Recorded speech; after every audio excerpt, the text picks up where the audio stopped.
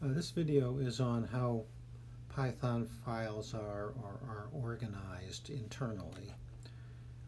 As with all of the videos, it's released under the Creative Commons non-commercial with attribution, share and share alike, which means anyone can use this video, but you cannot use it for commercial purposes, and you must give attribution to the creator, which is me. So with that said, let's get started. And what I have here, and I'll move myself out of the way, is a Python script that I wrote to pick a student out of a class of 8 students at random. And so this has a very typical Python file organization, and it has the following components. First off is a doc string, and it's set off with the triple quotation marks, and within that is text that describes who the author is, when it was written, what it does, what the inputs are, and what the outputs are. And then the second thing is the import statements. In this case, I imported the Python random module because I need a random number generator, and we'll use that a little bit later in the script. The third thing that happens is we define the function that we need. In this case, we have the function signature that begins with the Python reserved word def. It names the function as get_student. There's nothing in the parentheses, which means that the function takes no inputs, and the definition statement ends with a colon, and then it has a block indented list of statements that form the body of the function.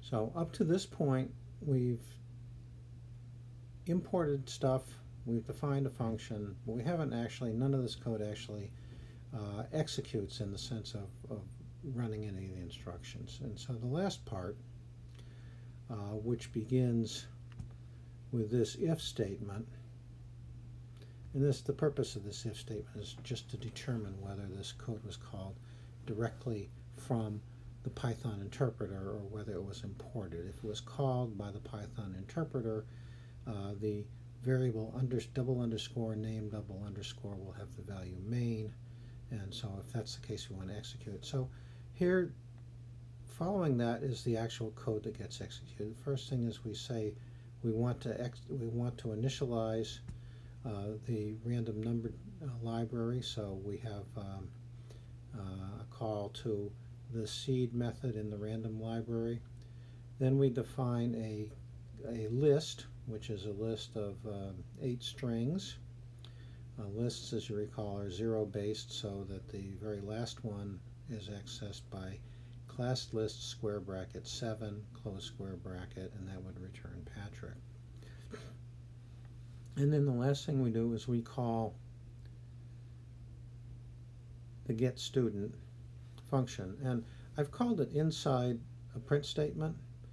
And what Python does with that is it evaluates inside the parentheses and says, oh, there's a function there. So then it runs the function, and whatever value is returned by the function return statement is placed in here. So say, for example, that function were to return Brian as the string it returned. This print statement would then be evaluated as if it said print parentheses quote Brian close quote close parentheses, and it would print Brian. I mentioned the random library here. We also use it inside the function as a way of generating a number to index into the student list. But again, and we have a return statement, which is where the function output gets returned to the calling program, and that's what gets substituted in here when the thing is run. So, but basically what we've got is several parts. We have, first of all, the doc string. I know it's not mandatory with Python. I would like to see it in everything you do. Second thing we have is the import statement. If you need any libraries at all, or if you need several, you can have multiple import statements. In this case, I just needed the random number library. The third thing you see is function definitions, and what function definitions do is they allow Python to basically construct the function, but they don't actually execute it. And then the fourth thing you see in the script is the actual statements that are executed, which in this case are three statements. The random.c to initialize the random number generator, initializing a list called class list, and then finally running the getStudent function and printing the result. Every Python script you write will be organized basically this way, with essentially minor or no variations. So you should get used to thinking of four pieces: docstring, import statement, function definitions, and executable code. And that's it.